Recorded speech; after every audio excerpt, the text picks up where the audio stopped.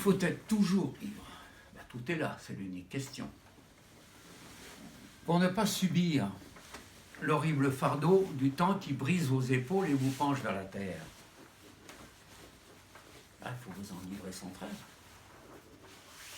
De quoi? De vin, de poésie ou de vertu à votre guise. Mais enivrez-vous. Et si quelquefois, sur les marches d'un palais, dans l'herbe verte d'un fossé, dans la solitude morne de votre chambre, vous vous réveillez, l'ivresse déjà diminuée ou disparue. Demandez au vent, à la vague, à l'étoile, à l'oiseau, à l'horloge, à tout ce qui fuit, à tout ce qui gémit, à tout ce qui roule, à tout ce qui chante, à tout ce qui parle, demandez quelle heure il est. Bonjour.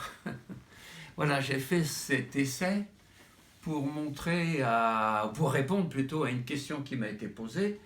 Un comédien me posait la question de savoir, il me dit, j'étais sur un tournage, j'avais préparé mon texte et tout, et le réalisateur m'a demandé de le faire en m'habillant.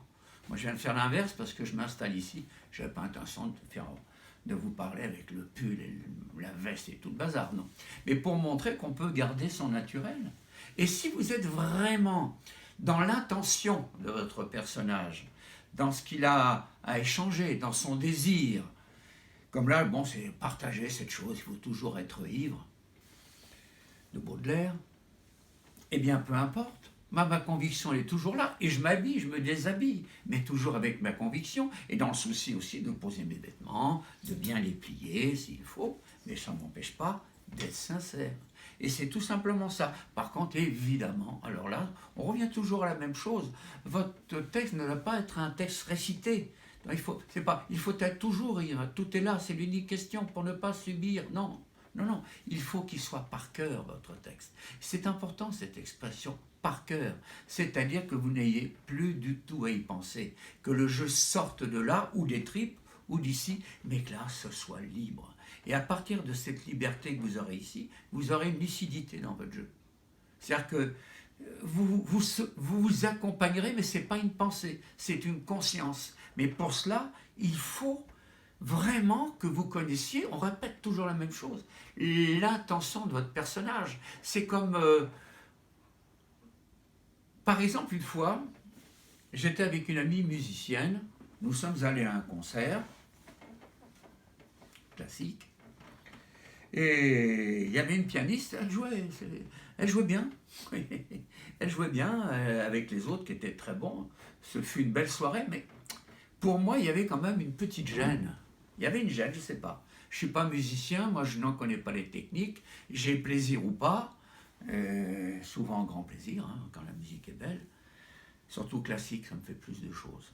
Et après, j'en parle avec la copine, je dis, mais c'est curieux, la pianiste, on ne peut pas dire que c'était mal, mais moi j'ai une gêne. Et elle me répond, c'est son métier, elle dit oui, elle comptait ses notes. Elle avait senti, c'est-à-dire qu'elle connaissait la cause de cela. Eh bien, nous, comédiens, c'est pareil. Et c'est pareil pour tous les arts. Ça me fait plaisir aussi, là, j'ai un guitariste à qui je répondrai bientôt, qui me posait une question. C'est un musicien. Je suis heureux de savoir que ce que j'enseigne parle aussi aux autres arts. J'ai des peintres, des gens qui dessinent. Ça me fait plaisir. Parce que c'est absolu. Il faut toujours partir d'un désir profond, quoi que l'on fasse.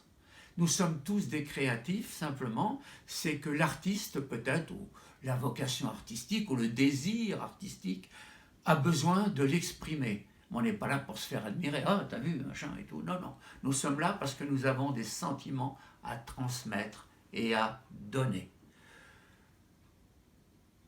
On va rester là-dessus aujourd'hui. Demain ou après-demain, je reviendrai et posez vos questions. Hein, vous savez, dans les commentaires, vous pouvez poser les questions, j'essaierai d'y répondre. Voilà, à bientôt.